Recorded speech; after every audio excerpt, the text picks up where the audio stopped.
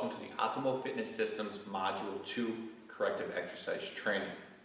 So now we've done the overhead squat and we're looking at various different movement impairments. This module we're going to go over how to correct those impairments. So it's a sequential format and there's 4 sections to it.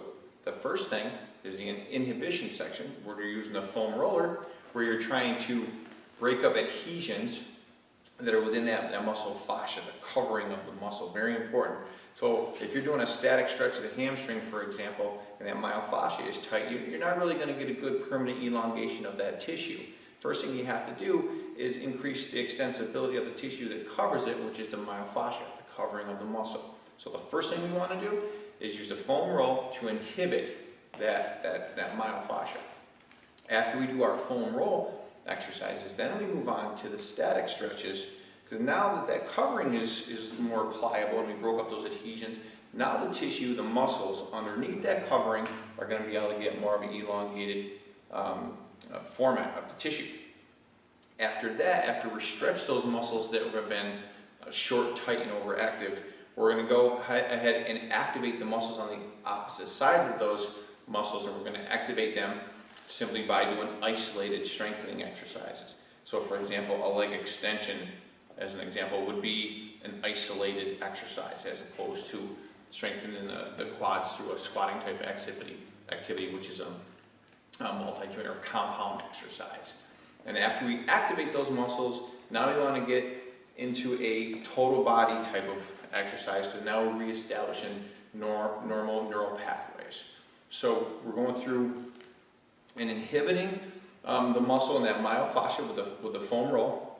Then we're going to elongate the soft tissue of those muscles that have been short, tight, and overactive.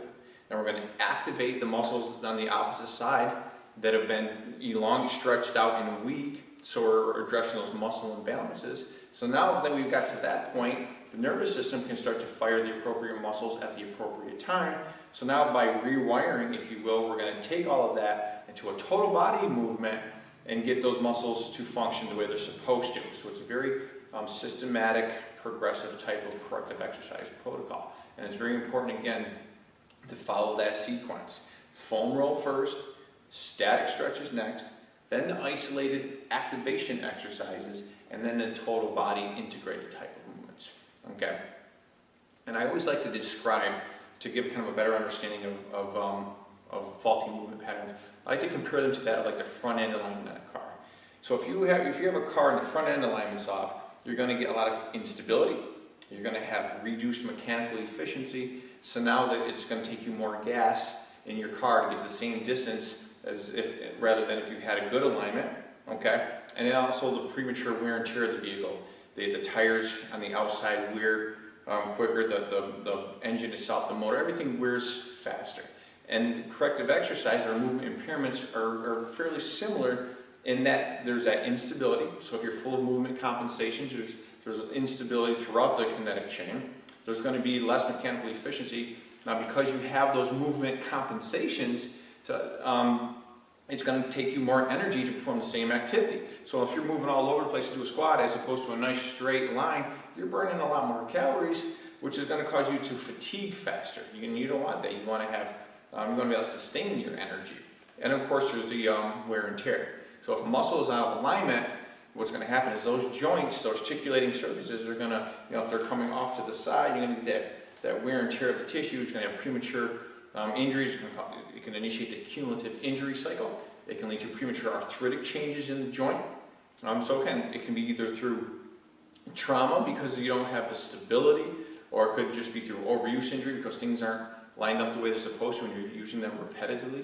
So very, very important to focus on corrective exercise first to fix that front end alignment, so to speak, right? You want to make sure things are in good alignment before you take that car and go from New York to California, okay? Very important.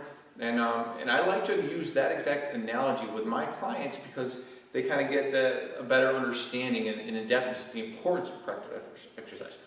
A lot of people have a hard time wanting to do corrective exercise because they're not burning calories. They want to come in and they want you to get them sweating and all that crazy stuff they're seeing on television.